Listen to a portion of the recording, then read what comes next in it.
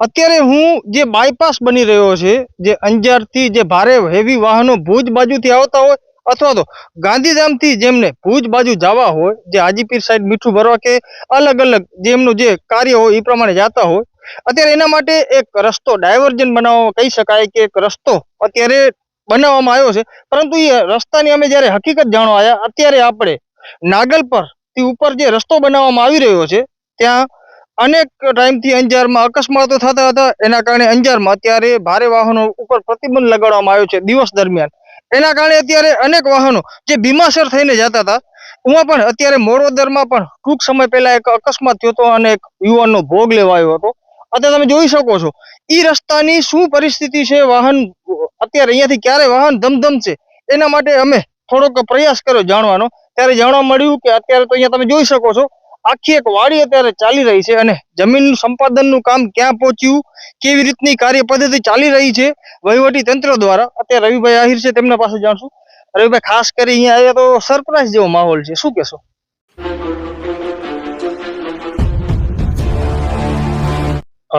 નિખિલભાઈ, તમે સૌ જાણો છો કે અંજારની જનતા હેવી વ્હીકલની મૂવમેન્ટને કારણે બહુ પીડિત હતી અને અંજારના અનેક વહાલ સોયા પરિવારોએ પોતાના પરિજનોને એ હેવી વ્હીકલ મૂવમેન્ટને કારણે ખોયા અને ઘણા પરિવારના માળો વિખાણો.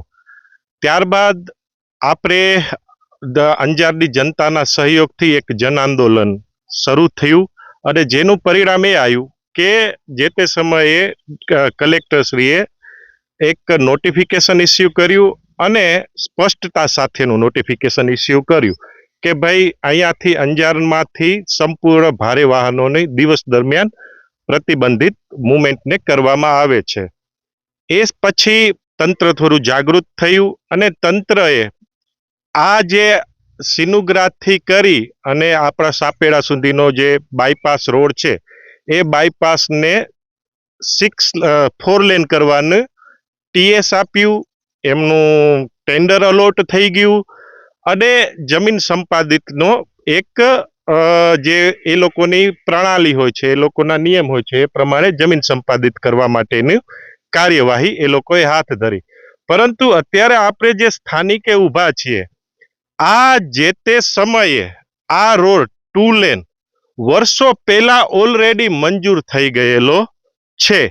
આ રોડની જમીન ઓલરેડી 20 મીટર જેટલી મારી જાણકારી છે, 20 મીટર જેટલી જમીન તો ઓલરેડી સંપાદિત થઈ ગયેલી છે. પણ તમે જોઈ શકો છો કે તંત્રની બેદરકારીને કારણે, તંત્રની નિષ્ક્રિયતાને કારણે આ રોડ જે 2 લેન હાલના તબક્કે આજના દિવસે ચાલુ હોવો જોઈએ એ ચાલુ નથી, જેના કારણે જ એ ત્યાં આપણે તંત્રની બેદરકારીના કારણે જ આપણે આટલા વહાલ સોયા પરિજનોને ખોયો. જો આ રોડ ચાલુ થઈ ગયો હોત તો એ પરિજનોને આપણે બચાવી શકત, પણ હાલના તબક્કે આટલા પરિજનોને ખોયા બાદ પણ આ જો ખાલી આ અત્યારે જે નવી 60 મીટરના રોડ માટેની જે જમીન સંપાદિત કરવાની પ્રક્રિયા ચાલે છે એમાંથી ઓલરેડી 20 મીટરનો રોડ તો સંપાદિત થઈ ગયેલો છે.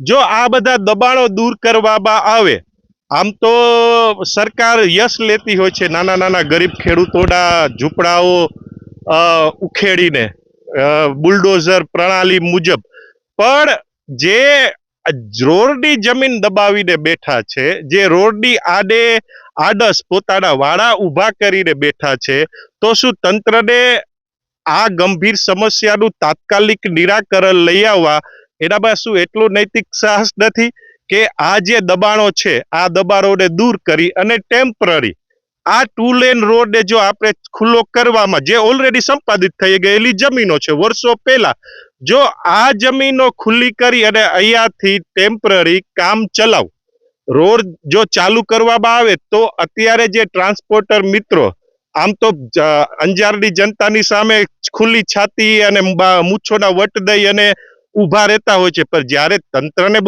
બોલવામાં આવે છે, જ્યારે તંત્રને કહેવામાં આવે છે ત્યારે શા માટે પાણીમાં બેસી જઈએ? આનું એકમાત્ર રીઝન એ છે, જ્યારે તમે તો એ લોકોને પાર્ટી ફંડ આપો છો, બરાબર, તમે પાર્ટી ફંડ આપતા હો, બરાબર, તો તમારામાં શું એટલો નૈતિક સાહસ નથી કે ખાલી આમ જનતાને જ તમારે દબાવવાનો પ્રયાસ બરાબર બાહો ચડાવી હોય તો સરકારની સામે સરકારી તંત્રની સામે ચડાવો ને. તમે તો ઓલરેડી પાર્ટી ફંડ દઈને એ લોકોને બેઠા છો. નોકર પાસે ઉઘરાણી કરવાની હોય, તમે તો એ લોકોને રૂપિયા આપ્યા છે, તો તમારે શું ઉઘરાણી ન કરવાની હોય? અને મને ખરેખર એ વાતની નવાઈ લાગે છે કે ટ્રાન્સપોર્ટર મિત્રો શા માટે, તમને ખબર હશે કે આપણા જે કોર્ટ છે અંજારની, બરાબર, હાલના તબક્કે પણ બરાબર ટ્રાન્સપોર્ટર મિત્રો ચોરી છુપીથી ત્યાં ગાડીઓ કાઢે છે. યાર, ડરી ડરીને શું કામ ધંધો કરો છો? ધંધો કરવો જ હોય તો તાકાતથી અને તમારા હકને જાણી અને ધંધો કરો ને. આ રોડ તમે ખુલ્લો કરાવો તો જે ભુજથી ગાંધીધામ તરફનું ટ્રાફિક છે એ ટોટલી ટ્રાફિક આપણે અહીંયાથી ડાયવર્ટ કરી શકીએ. રાત્રે પર જો એ ટ્રાફિક અહીંયાથી ડાયવર્ટ થઈ જાય તો જે ભુજથી ગાંધીધામ તરફ અંજારમાંથી પસાર થઈને જે ટ્રાફિક જાય છે, બરાબર, લગભગ અડધું ટ્રાફિકનું ભારણ આપણે હળવું કરી શકીએ એવી પરિસ્થિતિમાં છીએ. મારી આપના માધ્યમથી તંત્રને વિનંતી છે કે જે આ દબાણ કરીને બેઠા છે, બરાબર, એને હું દબાણ મુક્ત કરાવો અને ટેમ્પરરી અત્યારે કામ ચલાવો. આજે 20 મીટર ઓલરેડી અક્વાયર થઈ ગયેલી છે. આ જમીનમાં કામ ચલાવ માર્ગ તમે બનાવો. મિત્રો, આ એ જ રવિભાઈ છે. અમુક ટ્રાન્સપોર્ટરોને એમ લાગે કે રવિભાઈ અમારા વિરુદ્ધમાં છે, પરંતુ રવિભાઈ પોતે ચાલીને અહીંયા આવ્યા છે અને તમે જોઈ શકો છો પોતે નિરીક્ષણ કર્યું છે અને કહી રહ્યા છે કે ભાઈ અત્યારે ટ્રાન્સપોર્ટ મિત્રોને અત્યારે અંજારથી વરસામેડી, મોડવદર, ભીમાસર અને પછી છેક વરસાણાથી ગાડી ફરાવી લઈ જવી પડે છે. અત્યારે જો આ રસ્તો ચાલુ થઈ જાય તો તમે 24 કલાક દિવસે અને રાત્રે તમે ગાડી હલાવી શકો છો. રવિભાઈ 24 કલાક હાલે? 100% ભાઈ, કારણ કે અહીંયા તો કોઈ આપણું નોટિફિકેશન લાગુ નથી, બરાબર. કરજ સર્કલે જે ટ્રાફિક થાય છે, બરાબર, અને એને કારણે ટ્રાફિક જામની પરિસ્થિતિઓ ઉત્પન્ન થાય છે. જે ખાવડાથી મીઠું આવે છે એ મીઠું સાપેરાથી 20 મીટરના રોડ ઉપર અહીંયા આવી જાય અને સિનુગ્રાથી જે આપણો નેશનલ હાઈવે છે, બરાબર, ઓમાં ડાયવર્ટ થઈ જાય. એટલે ભુજથી ગાંધીધામથી કંડલાની કનેક્ટિવિટી એ લોકોને 24 કલાક મળે. હું ફરી કહ્યું કે મૂછોના બાવડા એ ને, બરાબર, આમ જનતા ઉપર ન ચડાવો, બરાબર. તમારામાં નૈતિક સાહસ હોય તો સરકારી તંત્રને અને તમે જેને પાર્ટી ફંડ આપ્યું હોય ને એની ઉઘરાણી કરી અને આ માર્ગ ખોલાવો. કાકા, ખાસ કરી અને જન આંદોલન થયું, એક દીકરી સવારે સ્કૂલ જતી હતી ને આવી ગઈ, ત્યારબાદ રવિભાઈ ને એમની ટીમ દ્વારા ભારે વાહનો ગમે તે રીતે બંધ થાય એના માટે ચળવળ કરવામાં આવી. કાકા, હવે ખાસ કરી રવિભાઈ તો સામે આવ્યા, મારી સામે પણ એવા વિડીયો આવ્યા કે રવિભાઈના વિરુદ્ધમાં કોઈ આર્ગ્યુમેન્ટ કરતા હોય. ખરેખર એના ઘરનો મુદ્દો નતો, આ જાહેર જનતાનો મુદ્દો હતો, બધાને સમજવો જોઈએ. આજે ઈ જ ચાલીને આવ્યા છે ટ્રાન્સપોર્ટર મિત્રોની મદદ થાય એના માટે. તમને કાકા કેટલા ટાઈમથી આ જમીન જે છે એ સંપાદન થઈ છે ને હવે કામગીરી ક્યાં અટકી છે? આ રોડ છે ને ભૂકંપ પછી, ધરતીકંપ પછી 2002 માં ચાલુ થઈ ગયો હતો રોડ તો. જી. ભૂકંપ પછી બાયપાસ મંજૂર થઈ ગયું, બરાબર. નદીમાં પાપડી બનેલી પડી છે, ભાઈ અટક્યો બરાબર. એક બે વાર કેસ હાલતા હતા અને સંપાદન બાકી હતું. એ લોકો સમાચાર કે પૂરું થઈ ગયું, બરાબર. ભાઈ અટક્યું પડ્યું, કેમ અટક્યા બેઠા આગળ ખબર નહીં પડતી કોઈ જાતની કોઈ કે ભાઈ કોઈ તકલીફ તો છે નહીં. આવે સંપાદન જમીન થઈ ગઈ, જેના કોર્ટ નિવર આવી ગયા, બરાબર, ને વળતર ચૂકવાઈ ગયા. હવે જે નવું જમીન વળતર કેનું બાકી રહ્યું અત્યારે કે નવી તમે જમીન વધારો એના 21 કેસ ના વળતર બાકી છે, બરાબર. આ રોડ તો ઓલરેડી વળતર થઈ દેવાઈ ગયું છે. કાકા, આ સરકાર એમ કે છે અમે વિકાસને માનીએ છીએ, તો અત્યારે 12 કલાક તો બિચારા સવારે અમુક ડ્રાઈવરો સુઈ જાય છે રોડ ઉપર, ગાડી હાલી નથી શકતી, રસ્તો આખો ખરાબ આખો બની રહ્યો, અનેક લોકોના જીવ જાય. આ રસ્તા ઉપર ચાલુ થઈ ગયા જીવ જવાના, બરાબર. આ રસ્તો દેખાય છે, નજરની સામે છે. આપણા અહીંયાના એમએલએ ગાંધીનગર સુધી દોડી ગયા એક એક્સિડન્ટ પછી. હવે આપણા જે એમએલએ ને ખરેખર આ રસ્તો ચાલુ કરાવવો જોઈએ, દબાણો દૂર કરવા જોઈએ, હવે શું કરે છે? હવે કોઈ કઈ કાર્ય કરતા નથી, બરાબર. પેપરમાં આવી ગઈ, તમે મીડિયા વાળા ચમકાવો, બરાબર. આપણે યોગ્ય ચોકડી રાતના 10 વાગે જોઈએ હતી, 10 વાગે પછી જ 10 વાગે પછી આપણે ઘરથી બહાર નીકળવું ને વિજયનગર જે રોડ બંધ છે મુન્દ્રાથી આવવાનું, પછી રાત 10 વાગે ચાલુ થઈ જાય પાછા હોસ્પિટલ રોડ માટે લાંબા ટેલરો. અને બેફામ રાતના દારૂ પીને ડ્રાઈવર હોય ટેલરમાં. હું સવારના 4 વાગે નીકળું ને 4 વાગે તો મને 20 મિનિટ થાય જોકે ચોકે રોડ ક્રોસ કે 4 વાગે સવારના. હવે કાકા છેલ્લો પ્રશ્ન પૂછીશ, આ બધું થયું એમાં હવે રવિભાઈ તો હવે અહીંયા સુધી પણ આવ્યા છે, બરાબર. મને 2-3 ફોન પણ આવ્યા હતા કે ભાઈ રવિને શું વાંધો છે, અમને ગાડીનું કામ કરાવવા જવું હોય તો અમને આખો દી વાટ જોવી પડે અથવા તો ફરીને લઈ જવો પડે. હવે તો રવિભાઈ અહીંયા આવી ગયા છે, હવે શું કહેશો? રવિભાઈ સાચા છે બરાબર છે. ગાડીવાળાને તકલીફ છે અમે સમજીએ કે અમે ગાડીવાળા હતા બરાબર તકલીફ છે, પણ ભાઈ આમ જનતાને તકલીફ થતી હોય, કલાકે બે ટ્રાફિકમાં રહેવું પડતું હોય, આપણે વાયલ્સ સંતાનો ગુમાવવા પડતા હોય બરાબર. સ્કૂલ બાજુમાં સ્કૂલ છે બરાબર, 3 સ્કૂલ ચાલુ હતી રોડમાંથી, હોસ્પિટલ જનરલ હોસ્પિટલ દવાખાના આવેલા બરાબર, તો એ પ્રજા તો તકલીફ માં ને જી.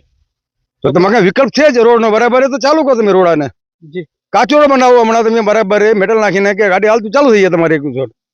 તો મિત્રો અત્યારે હું સિનોગ્રાથી સાપેડા જે 2002 માં કાકા દ્વારા જણાવવામાં આવ્યું કે સંપાદન થઈ ગયું છે, તમે જોઈ શકો છો આખો રસ્તો અત્યારે જો આ ચાલુ કરવામાં આવે અને જો કાર્ય પદ્ધતિમાં કઈ ખબર પડતી હોય, કારણ કે આ એમએલએ કે ગમે તે હોય એમપી કે એનામાં એટલી સમજણ ન હોય, એન્જિનિયર ન હોય, પણ એન્જિનિયર સરકારે હાયર કરેલા છે. તમારે ફક્ત આ જે ટેન્ડરની પ્રક્રિયા છે એ તમારે પાસ કરાવવાની છે, વર્ક ઓર્ડર કે ગમે તે હોય. ત્યારબાદ હું ચોક્કસપણે કહીશ કે અંજારમાંથી ટ્રાફિકની જે સમસ્યા છે એમાં કાયમીપણે નાબૂદી આવી જશે. શું કહો છો રવિભાઈ?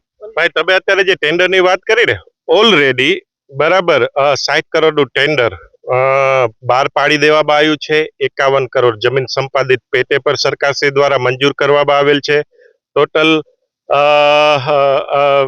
પેલું ટેન્ડર ભરાઈ બી ગયું છે, ટેન્ડર માં મંજૂર બી થઈ ગયું છે, પણ શા માટે હજી સુધી બરાબર એને LOI એને બરાબર લેટર ઓફ ઇન્ટેન્શન કોન્ટ્રાક્ટરે આપવામાં આવ્યો નથી. આ ઉપરાંત જ્યારે પણ નવો રોડ બનતો હોય ને ભાઈ, એટલે એમાં એક પ્રોવિઝન હોય છે કે કોન્ટ્રાક્ટરે ડાયવર્ઝન બનાવવું પડતું હોય છે. જે કોન્ટ્રાક્ટરને આ ટેન્ડર લાગ્યું છે એને ભવિષ્યમાં ડાયવર્ઝન તો બનાવવું જ પડશે. તો આ જે 20 મીટરનો પેચ છે એ ખુલ્લો કરી અને એને ડાયવર્ઝન માટે ઉપયોગમાં લઈ લે. બાકીની જે ભવિષ્યમાં 40 મીટર જમીન સંપાદિત થવાની છે અને જે નવો રોડ બનશે બરાબર, ત્યાં કામ ચાલુ રાખે અને આ 20 મીટર બરાબર ડાયવર્ઝન પેટે ઉપયોગમાં લઈ અને એનું કામ બી થશે અને અંજારની લોકોને એને ટ્રાફિકમાંથી એને છુટકારો બી મળી શકશે. લોકોને 1.5-2 કલાક ફસાશે નહીં કે. જી. તો મિત્રો ચોક્કસથી હવે તમે જણાવજો કે આમાં ક્યાંય રવિભાઈનું કે અંજારના લોકોનું ક્યાંય આમાં થોડો પણ ગુનો હોય તો કમેન્ટ દ્વારા ચોક્કસથી જણાવજો, કે અથવા તો આપણું જે વહીવટી તંત્ર છે ને ચૂંટાયેલા પ્રતિનિધિઓ છે હવે એને સમજવાનો વિષય છે, એ પણ કમેન્ટ દ્વારા ચોક્કસથી જણાવજો.